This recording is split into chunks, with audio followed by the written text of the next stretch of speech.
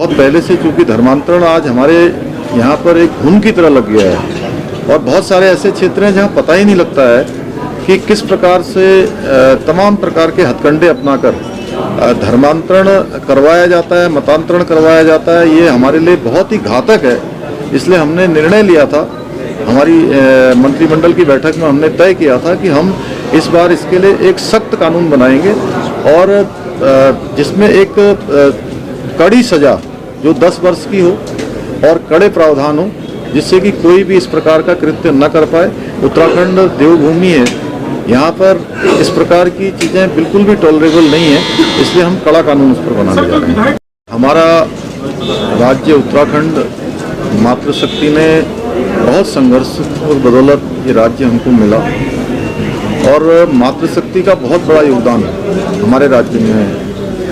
पिछले दिनों जब माननीय न्यायालय से उच्च न्यायालय से इस प्रकार का फैसला आया तो हमने तभी कहा था कि हम हर स्तर पर जाकर मातृशक्ति के हितों के लिए काम करेंगे और मातृशक्ति को न्याय दिलाने के लिए, मातृशक्ति के विकास के लिए, मातृशक्ति के संवर्धन के लिए जिस प्रकार से भी हमको संघर्ष करना होगा, जिस प्रकार से भी सरकार का काम होगा, हम वो काम करेंगे। हम पहले उच्चतम न्यायालय में गए, SLP हमने दायर करी, वहाँ से हमको राहत मिली और उसके बाद हमने चूँकि उसको पुख्ता करने के लिए कि हमारी मातृशक्ति का 30% क्षैतिज आरक्षण बना रहे, उसके लिए हमने विधानसभा के अंदर पहले ही कहा था कि हम विधेयक लाएंगे, एक्ट के रूप में इसको क्रियान्वित करेंगे। अब हम विधेयक लेकर आए हैं। सर, धर्मांतरण को लेकर नहीं, वो सभी विधायकों ने और सभी सम्मानित नेतागणों ने मुझसे बात की है। इस संबंध में हम लोग सकारात्मक रूप से बात करके फाइनेंस डिपार्टमेंट इसमें हम लोग रास्ता निकालेंगे। Thank you sir. बहुत पहले से, चूंकि धर्मांतरण आज हमारे यहाँ पर एक घुन की तरह लग गया है और बहुत सारे ऐसे क्षेत्र हैं जहाँ पता ही नहीं लगता है कि किस प्रकार से तमाम प्रकार के हथकंडे अपनाकर धर्मांतरण करवाया जाता है, मतांतरण करवाया जाता है। ये हमारे लिए बहुत ही घातक है।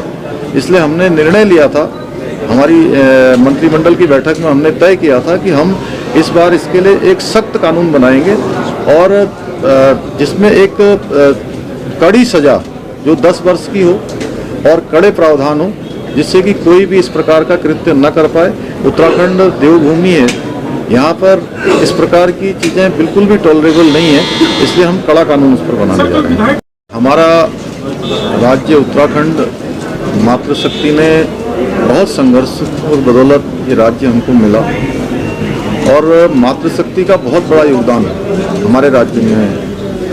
पिछले दिनों जब माननीय न्यायालय से उच्च न्यायालय से इस प्रकार का फैसला आया तो हमने तभी कहा था कि हम हर स्तर पर जाकर मातृशक्ति के हितों के लिए काम करेंगे और मातृशक्ति को न्याय दिलाने के लिए, मातृशक्ति के विकास के लिए, मातृशक्ति के संवर्धन के लिए जिस प्रकार से भी हमको संघर्ष करना होगा, जिस प्रकार से भी सरकार का काम होगा, हम वो काम करेंगे।